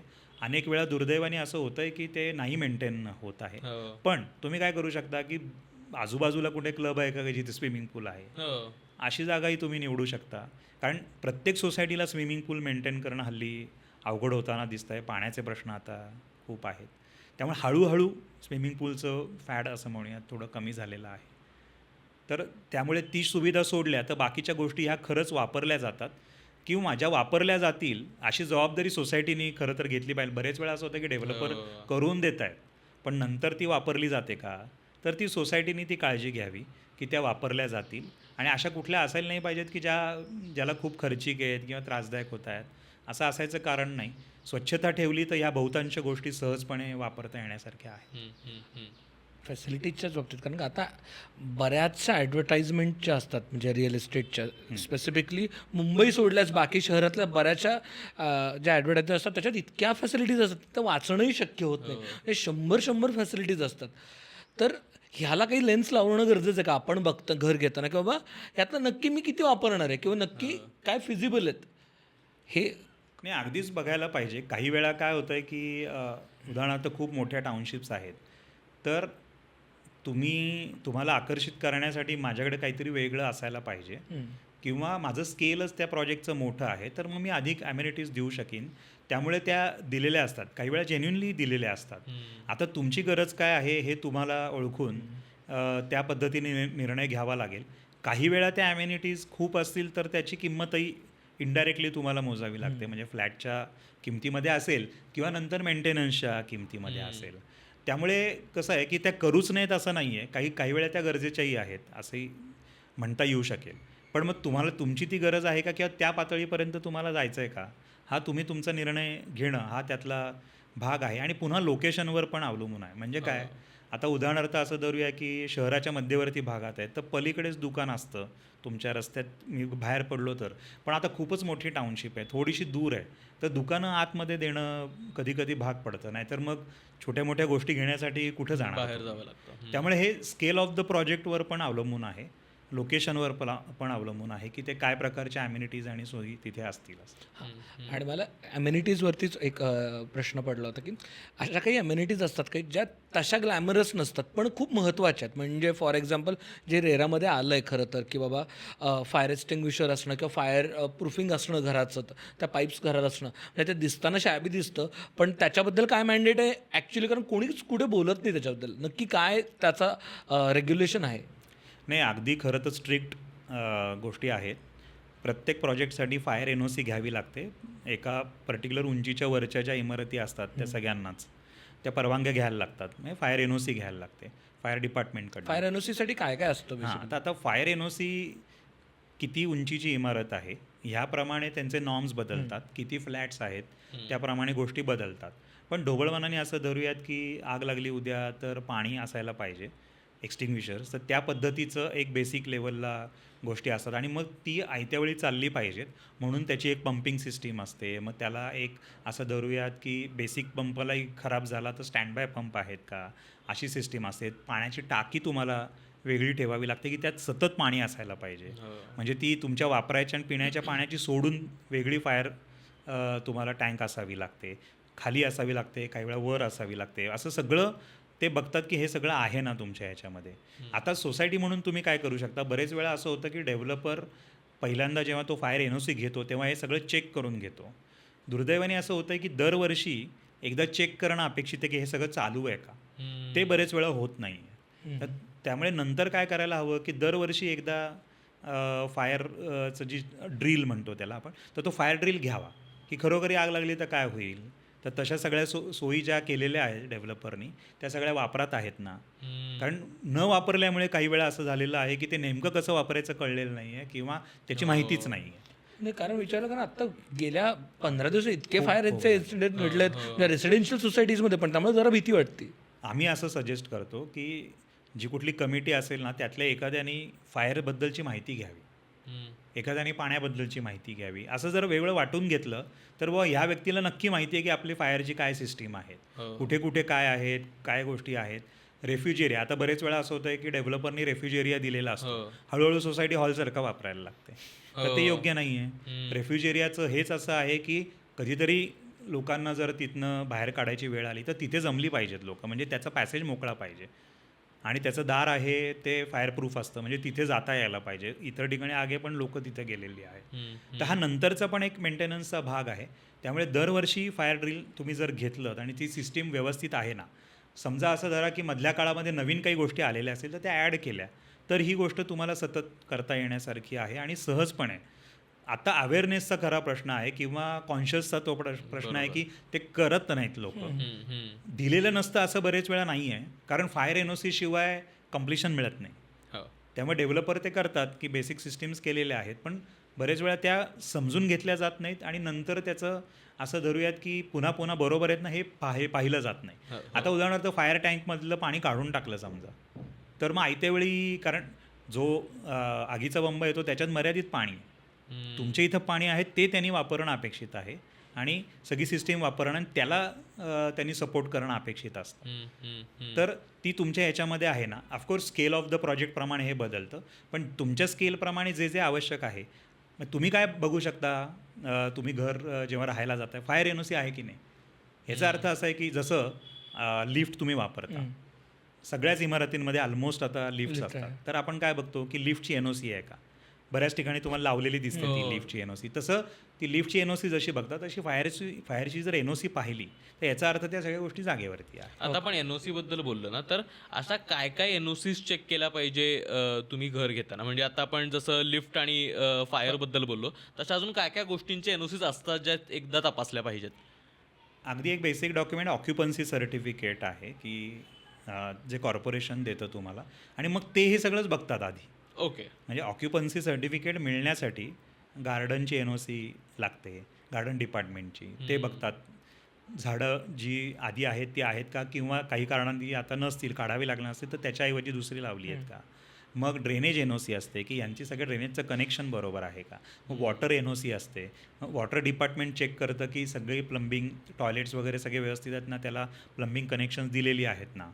मग त्यामुळे ती एक असते. मग लिफ्टची NOC असते, त्यानंतर फायरची NOC असते. तर अशा सगळ्यांच्या आधारावरतीच मग कॉर्पोरेशन, हे सगळं जर असेल तर मग कॉर्पोरेशन तुम्हाला ऑक्युपन्सी सर्टिफिकेट देतं. म्हणजे सगळ्या ज्या सोयीसुविधा आहेत त्या सगळ्या जागेवर आहेत ना, हे बघितल्यावरच आता इथे तुम्ही राहायला हरकत नाही, भोगवटा करायला हरकत नाही, म्हणजे ते भोगवटा पत्र म्हणजे ऑक्युपन्सी सर्टिफिकेट दिलं जातं. त्यामुळे तुम्ही ऑक्युपन्सी सर्टिफिकेट आहे हे एकदा जर चेक केलं तर ह्या बऱ्यापैकी गोष्टी ऑलरेडी त्याच्याबरोबर आलेल्या असतील. ओके. अजून तुम्ही असं करू शकता की सोसायटीला असं म्हणू शकता की डेव्हलपरनी जेव्हा तो हँडओव्हर करतो तेव्हा त्याच्याकडनं फाईल घ्या आणि त्या फाईलमध्ये ही सगळी डॉक्युमेंट्स आहेत ना हे चेक करा. आता आम्ही तर असंही फॉलो करतो की ॲज बिल्ड ड्रॉइंग्स म्हणतो, ती पण दिलेली असतात सोसायटीला. म्हणजे काय बाबा, कुठे कुठे काय आहे, टाक्या कुठे आहेत, पाण्याच्या लाईन्स कशा गेल्या आहेत, ड्रेनेज लाईन्स कशा गेलेल्या आहेत, हे सगळं ड्रॉइंग्सच्या स्वरूपामध्ये दिलेलं असतं आणि ही सगळी डॉक्युमेंट्स दिलेली असतात. त्यामुळे ते जर डॉक्युमेंटेशन तुमच्याकडे असेल तर कधीही वेळ आली काही दुरुस्तीची किंवा तर ती ड्रॉइंग्स तुम्ही पाहू शकता. हे आत्ता जे आपण बोललो त्या सगळ्या NOCs तुम्हाला पाहता येऊ शकतात. राईट. मी हा महत्त्वाचा प्रश्न विचारला, कारण का आत्ता जस्ट लक्षात आलं की आता एवढ्या मॉडर्न होत चालल्यात सोसायटीज आणि एवढ्या फॅसिलिटीज येत चालल्यात, त्याच्यात इतके स्मार्ट टूल्स आलेत सगळे. आणि जेव्हा आत्ता मे बी पुढचे 10-15 वर्ष त्याला काही प्रॉब्लेम नाही येणार आहे. पण जेव्हा कधी 10-15 वर्षांनंतर प्रॉब्लेम येईल तेव्हा ते रिपेअरी विल बी सो डिफिकल्ट, कारण का सापडणारच नाहीत गोष्टी काही. म्हणजे आत्ता एक कुठलं तर सगळ्यात जुन्या छोट्या अपार्टमेंटमध्ये कसं आहे, एक काका असतात जे करामती असतात, त्यांनी सगळं चेक करून खोलून बघितलेलं असतं. ह्याच्यात काही ते करता येणार नाही आहे. आणि मगाशी पाण्याचा म्हणालात ना, एक त्याच्याबद्दल एक प्रश्न जस्ट लक्षात आलं म्हणून विचार. कारण बऱ्याचशा आउटस्कर्ट्समध्ये हे पुणे असेल, मुंबई असेल, नाशिक असेल, कोल्हापूर असेल, सगळीकडे ना आउटस्कर्ट्समध्ये प्रॉब्लेम आहे तो म्हणजे पाण्याचा. म्हणजे ॲक्च्युली ते ऑक्युपन्सी सर्टिफिकेट कसं आणलं माहीत नाही, पण ते असतं त्यांच्याकडे, पण पाण्याचा प्रॉब्लेम असतो. म्हणजे ते काहीतरी बऱ्याचदा बोलल्यानंतर लक्षात येतं की PMCनी किंवा तिथलं KMC असेल, जे काही असेल, त्यांनी लेटर दिलं असतं की तुम्ही पाणी मॅनेज करा, आम्ही देतो NOC. म्हणजे तुम्हाला 40 फ्लॅट आहेत, 100 फ्लॅट आहेत तुमच्या सोसायटीत, 10च कनेक्शन मिळणार आहेत, पुढचं पाणी तुम्ही बोरवेलनी मॅनेज करा. पण हे आपल्याला माहिती नसतं. हे कसं चेक करायचं? ते काय तिथली पाण्याची सुविधा आहे हे तुम्ही नक्कीच बघून घ्यायला पाहिजे. आता काय झालं आहे, आपल्याकडे असं होतं आहे की प्रायव्हेट डेव्हलपमेंट आधी होते आणि सरकारचे इन्फ्रास्ट्रक्चर मागे मागे येतं. असं दुर्दैवाने तसा वेग आहे. म्हणजे त्यामुळे बरेच वेळा असं होतं आहे की शहरातला मध्यवर्ती भाग संपला, मग त्याच्या बाहेर, मग त्याच्या बाहेर, त्यामुळे वस्ती आधी वाढते, मागोमाग इन्फ्रास्ट्रक्चर येतं. त्यामुळे असा एक काळ जातोच कुठल्याही ठिकाणी की आधी लोक राहायला आली आहेत, मग तेव्हा पुरेशी सोय नाही आहे पाण्याची, मग ते हळूहळू सगळी पाईपलाईन आली, हे आलं. पण आत्ता तुमच्याकडे काय सोर्सेस आहे, म्हणजे मुळामध्ये काय की तुम्हाला त्याची माहिती असली पाहिजे, जे आहे ती परिस्थिती माहिती असली पाहिजे की काय आहे. आत्ता काय केलं जातं की जिथे जिथे कॉर्पोरेशन्स आहेत किंवा आता आपलं बोलणं चाललं आहे त्यामुळे समजा तिथली लोकल ग्रामपंचायत असेल तर ते काही ना काहीतरी पाणी देत असतात. तर ते पाणी तुम्हाला अवेलेबल आहे का? म्हणजे बरेच वेळा आत्ता असं होतं आहे आउटस्कर्ट्सला की पिण्याचं पाणी हे तिथली जी ग्रामपंचायत आहे ती देते आणि बाकीचं वापरायचं जे पाणी आहे ते आयदर बोरवेल्सनी किंवा मग टँकरनी अशा पद्धतीने काही वर्ष जातात. मग तोपर्यंत सरकारी काहीतरी यंत्रणा येते, त्याचं मग पाणी येतं, पण तोपर्यंत मग हे सगळं करावी लागते व्यवस्था. पण असं आपल्याकडे होताना दिसतंच, कारण प्रायव्हेट डेव्हलपमेंट आधी होते आणि मग इन्फ्रास्ट्रक्चर येतं. त्यामुळे हा काही काळ जातोच सगळ्या ठिकाणी, असं होताना दिसतंय. आणि एक लास्ट प्रश्न मला लिफ्टच्या बाबतीत ना, बऱ्याचदा बऱ्याचशा मित्रांच्या घरी हे आमचं कॉन्व्हर्सेशन होतं की त्यांना पहिल्या दुसऱ्या मजल्याच्या वरती जायचं असतं, कारण लिफ्टबद्दल भीती असते की ते लिफ्ट बंद पडली तर का, कारण का पूर्वीच्या त्या जुन्या शटरवाल्या लिफ्ट होत्या त्या बंद पडलेल्या आणि त्या पटकीने अडकायचं, 2-2 तास निघायचं नाही, ती भीती. आता ह्याच्याबद्दल काही नवीन टेक्नॉलॉजी आली आहे का, रेग्युलेशन काही आलं आहे का की बाबा, कारण का 14, 15, 20, 20 आता पुण्यात तर 30 मजली व्हायला लागल्यात बिल्डिंग, मुंबईत तर जास्तच आहे अजून. मग तिथं अडकलं तर भीती वाटणं स्वाभाविक आहे. बरं. नाही, एकतर आता बऱ्याच त्याच्यामध्ये सुधारणा आलेल्या आहेत, नियमांमध्ये पण आलेल्या आहेत. आता ऑटोमेटेड लिफ्टकडे कल आहे. पूर्वी काय होतं की ती जी काय आपण कोलॅप्सिबल दारं त्यात हात अडकायचे, ते पूर्ण बंद झालं आहे, नाही बंद झालं आहे. एकतर ऑटोमेटेड लिफ्ट आहे का हे बघावं, म्हणजे मग तो प्रश्न होत नाही अडकण्याचा जो आहे, म्हणजे काहीतरी मध्ये हात अडकला आहे किंवा असं काहीतरी पाय अडकला आहे असं होत नाही. आता दुसरा विषय आहे की मी आतमध्ये आहे आणि काहीतरी झालं तर आता सुदैवाने PWDनीच अशी त्याच्यामध्ये हे केली आहे की अशी वेळ आलीच तर असा एक बॅकअप लिफ्टमध्येच असतो की तुमचा लगेचचा जो खालचा मजला आहे तिथे लिफ्ट जाते आणि तिथे उघडते. म्हणजे असं जे आता, कारण लोकांना भीती काय वाटते ऑटोमेटेड लिफ्टची, पूर्ण बंद असतं ना, म्हणजे व्हेंटिलेशन नाही, मग काय झालं तर सफोकेशन होईल का. तर आता ती सोय इनबिल्ट त्याच्यामध्ये करायला लावत आहेत की लगेचचा जो मजला असेल त्याच्यावरती ती जाईल आणि तिथे उघडेल. हा दुसरी गोष्ट. आणि तिसरं बॅकअप. आता ओव्हरऑलच, कारण वीज कधी जाऊ शकते अशी शक्यता आहे, तर ओव्हरऑलच लिफ्टला बॅकअप जर असला तर तो चांगला. म्हणजे मग असं होणार नाही की क्षणभर भले असं जरा की लिफ्ट बंद पडेल पण बॅकअपचं लगेच चालू झाला की ती चालू होऊ शकेल. तर ह्या सगळ्या गोष्टी आहेत ना, हे जर बघितलं तर मला नाही वाटत आता अडचण येईल, कारण हळूहळू तो अवेअरनेस आलेला आहे आणि ह्या सुविधा आता येत चाललेल्या आहेत. बॅकअप जर दिलेला असेल इस्पेशली ह्या कॉमन सगळ्या गोष्टींसाठी तर हे असं घडण्याचं कारण नाही आहे. त्यामुळे आता तुम्हाला लक्षात येईल की ते प्रमाण कमी झालं आहे पूर्वीपेक्षा, जसं जसं हे बदलत चाललं आहे. आता हाच प्रश्न नव्याने पार्किंगविषयी येणार आहे. आता सगळीकडे मेकॅनिकल पार्किंग होताना दिसतं आहेत. आता काही लोकांना असं वाटतं की अरे आम्हाला फक्त डायरेक्ट गाडी पार्क करता येईल असं असावं, मेकॅनिकल नसावं. पण शहरामध्ये आता पर्याय नाही आहे पार्किंग बसवायचं, कारण उंच इमारती होत आहेत, खालची जागा कमी आहे, म्हटल्यावर गाड्या तेवढ्या बसवायच्या आहेत. मेकॅनिकल पार्किंग हळूहळू येत चाललेलं आहे. तर आता त्याची हळूहळू सवय करावी लागेल आणि त्याच्याही सिस्टीम्स हळूहळू येत आहेत. त्यालाही बॅकअप्स जर दिली आणि जर त्या नॉन डिपेंडंट असतील एकमेकांवरती पार्किंग, तर हळूहळू लोकांना सवय होईल आणि ते वापरता येईल. शेवटी काय आहे की टेक्नॉलॉजी जसं आपण फोनबाबत सगळे काय म्हणू सरावलो आहोत, तसं याही गोष्टींबद्दल हळूहळू सरावू. सुरुवातीला लिफ्टबद्दल हे होतं, आता लिफ्ट बऱ्यापैकी लोकांना तसा प्रॉब्लेम वाटत नाही. तसंच हळूहळू कार पार्किंगचं पण होणार आहे. सध्या आता आपण ब्लॉग्सबद्दल बोललो आणि बऱ्याचदा सेल्स टीम हे पिच करतात मायवन आहे आमचं फास्ट होऊन जाईल. हे मायवन नक्की काय असतं आणि त्याचा काही फायदा होतो का, म्हणजे त्याचा बेनिफिट काय असं सांगतात की जणू काहीतरी लेटेस्ट टेक्नॉलॉजी ॲड केली त्यामुळं भारी होणार आहे. बेसिकली जिथे एकसारखे सगळे फ्लॅट्स आहेत किंवा खालपासून वरपर्यंत सेम जर फ्लॅट असणार असेल त्याचं डिझाईन, तर मायवन ही जी टेक्नॉलॉजी आहे ती वापरली जाते. आपण सोप्या भाषेत असं म्हणूयात की भिंती ह्या पण कॉन्क्रीटच्या आणि स्लॅब्स ऑफकोर्स कॉन्क्रीटच्या आहेत. RCC फ्रेम स्ट्रक्चरमध्ये काय होतं की कॉलम आणि बीम हे RCCमध्ये असतात आणि उरलेल्या भिंती या वेगळ्या मटेरियलमध्ये असतात. मग त्याला प्लॅस्टर आलं आणि हे आलं. ह्याच्यामध्ये काय आहे की भिंतीच या लोड घेतात आणि सगळ्या भिंती मिळून त्याच्यावरती स्लॅब ही रेस्ट होते. त्यामुळे असं म्हणूयात की आणि मायवन ही त्यातल्या शटरिंग टेक्नॉलॉजीला मायवन म्हणतात. हे लोखंडी शटरिंग किंवा ॲल्युमिनियम अशा ह्याच्यामध्ये ते अवेलेबल असतं आणि ते वापरून त्या भिंती बांधल्या जातात. तर ह्याचं एक आहे की त्यामुळे वेग वाढतो काम करायचा, कारण तुमचा अख्खा मजलाच तयार होतो. जेव्हा तुम्ही ते भरता, भिंती भरल्या आणि मग स्लॅब भरली की मग तुमचं 2 टप्प्यामध्ये किंवा कमीत कमी टप्प्यांमध्ये असं म्हणूयात, किती स्केल मोठा आहे त्याच्यावर अवलंबून आहे. इतर ठिकाणी काय होतं की आधी कॉलम भरले जाणार, मग स्लॅब जाणार, मग डिशटरिंग म्हणतात तसं ते त्यांनी ती स्ट्रेंथ आली की मग काढणार आणि मग भिंती बांधणार, मग प्लॅस्टर करणार. त्याच्याऐवजी मायवनमध्ये हे एकाच गोमध्ये होत असल्यामुळे भिंती आणि स्लॅब्स ते फास्ट होतं. पण ह्यांनी मला काही फरक पडतो का, म्हणजे स्ट्रेंथला आणि किंवा घरातल्या हीटला काही फरक पडतो का त्यांनी?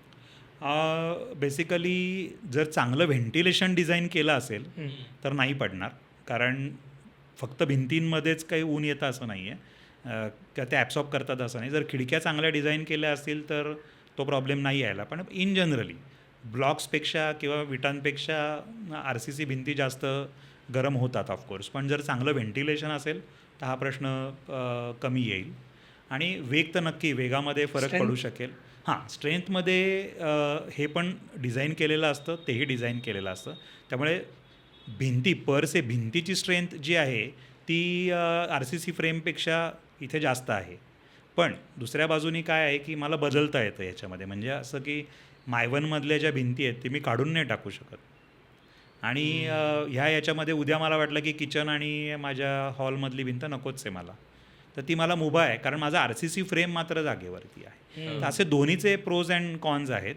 जर तुमचं डिझाईन फिक्स्ड असेल, तुमचा वापर फिक्स्ड असेल, तर मायवन ही चांगली टेक्नॉलॉजी आहे. तुम्हाला फ्लेक्झिबिलिटी हवी असेल भिंतींची, तर मग तुम्हाला रेग्युलरली RCC फ्रेम आणि भिंती या पद्धतीने जायला पाहिजे. मुख्यतः जिथे खूप उंच इमारती होत आहेत, खूप मजल्यांच्या, तिथे मायवनकडे कल आहे, कारण तेवढी रिपिटेशन्स होतात, कारण त्याच्यामध्ये इन्व्हेस्टमेंट पण पुष्कळ आहे.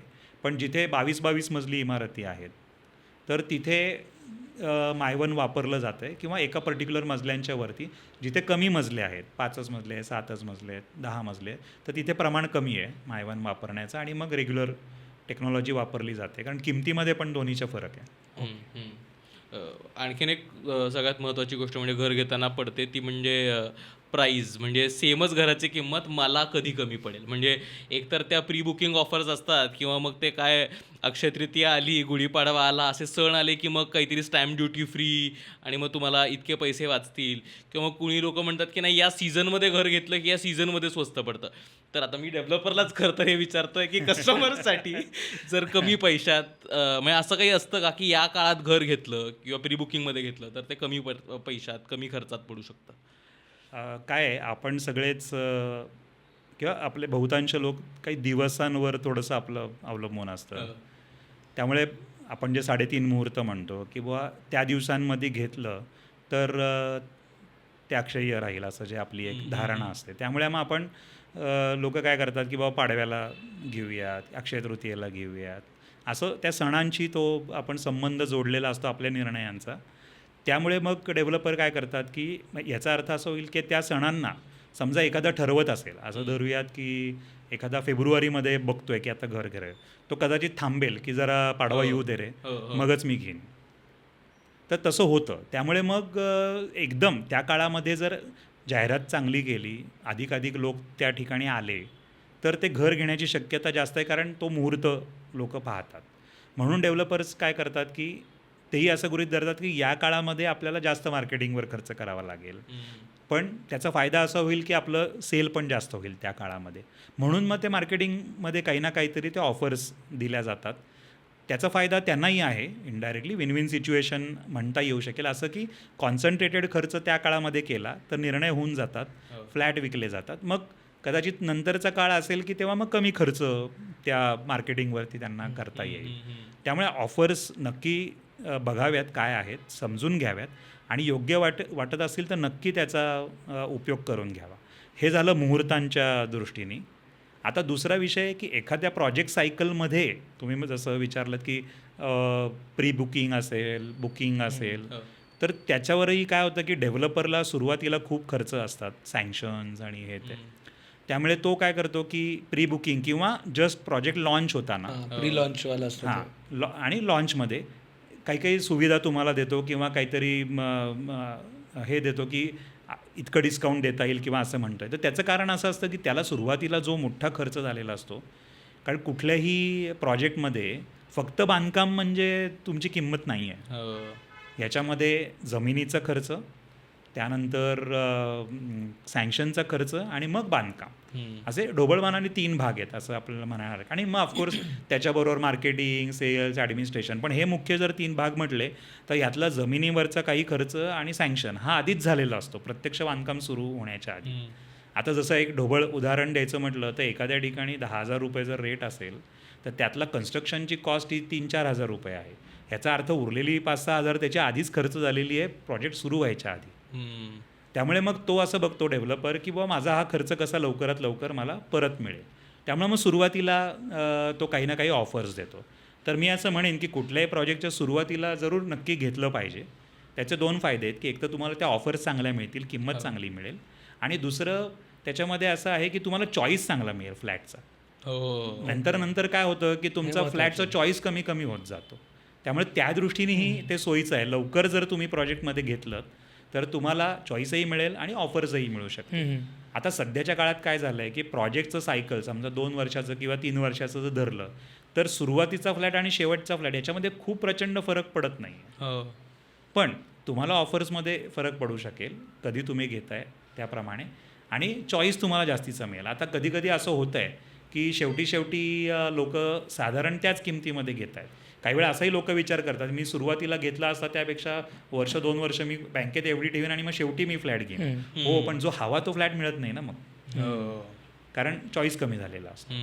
तर ह्या दोन्हीचा विचार करून तो ॲक्च्युली निर्णय घेतला पाहिजे की ते प्रोजेक्ट सायकलमध्ये तुम्ही कधी शक्य असेल तर निर्णय घेता आहात. आणि ऑफकोर्स सीझन म्हणण्यापेक्षा सण म्हणूयात आपण, की त्या आधारावरती, कारण आपला सगळ्यांची धारणा असते की त्या काळामध्ये घेतलं तर ते छान होईल आणि लक्षात राहील. काय होतं की मी कधी फ्लॅट घेतला तर त्या सालच्या पाडव्याला किंवा त्या सालच्या अक्षय तृतीयेला, हे कायम लक्षात राहतं. अदरवाईज तारीख लक्षात ठेवणं अवघड आहे. तर त्याच्यामुळे सणांच्या सीझनला घर घेतलं तर स्वस्त पडू शकतं, थोडी ऑफर्स मिळू शकतात. हां, म्हणजे जनरली अजून एक थोडासा भाग सीझनच्या असाही आहे की पावसाळ्यामध्ये व्हिजिट्स कमी होतात, त्यामुळे पावसाळ्यामध्ये थोडा सेल कमी असतो. आपल्याकडे जर आमच्या रिअल इस्टेट सेलमध्ये बघितलं तर गणपती टू डिसेंबर हा एक सीझन आहे. कारण पावसाळा मुख्यतः काय पावसाळ्यामध्ये बाहेर पडणं कमी असतं, जात नाहीत साईटवरती लोक, त्यामुळे निर्णय होत नाहीत. आणि मग गणपतीपासून सण सुरू, श्रावणानंतर सण सुरू होतात, त्यामुळे मी दिवाळीत घेतला असं होतं.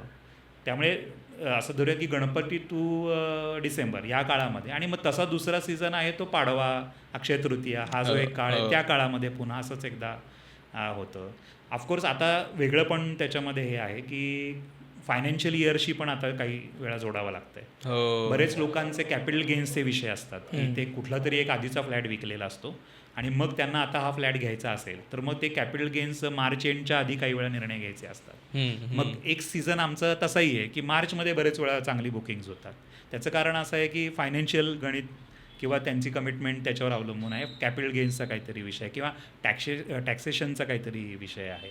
असं आता ते सीझन्स हे वेगळ्या पद्धतीने त्याच्याकडे बघता येऊ शकेल. थँक्यू सो मच तुम्ही आलात आणि जे काही आमचे ढोबळ प्रश्न होते, घर घेताना काय काय विचार करायला पाहिजे यासाठीचे त्याची उत्तर दिलीत, तर खूप खूप आभार. तुम्हालाही जर काही प्रश्न असतील तर प्लीज तुम्ही खाली विचारू शकता आणि आम्ही त्या सरांपर्यंत पोहोचवण्याचा प्रयत्न करू. येस. Thank you so much. म्हणजे काय एन्व्हायरमेंट डेच्या निमित्ताने का होईना पण आपण ग्रीन डिझाईनचा विचार केला आणि ॲक्च्युली ते it's not about green design anymore.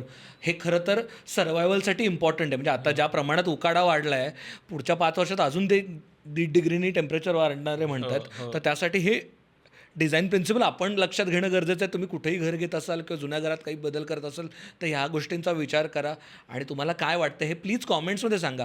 चांगलं वाटतंय, वाईट वाटतंय, हे करायला पाहिजे, ते करायला पाहिजे, कॉमेंटमध्ये सांगा. तुम्ही जेवढ्या कॉमेंट्स करणार आहात तेवढ्या जास्त लोकांपर्यंत हे पोहोचू शकेल आणि तेवढ्या जास्त प्रमाणात मला असं वाटतं की ह्याच्याबद्दलचं डिस्कशन वाढू शकेल. Yes. धन्यवाद. लो बसावा.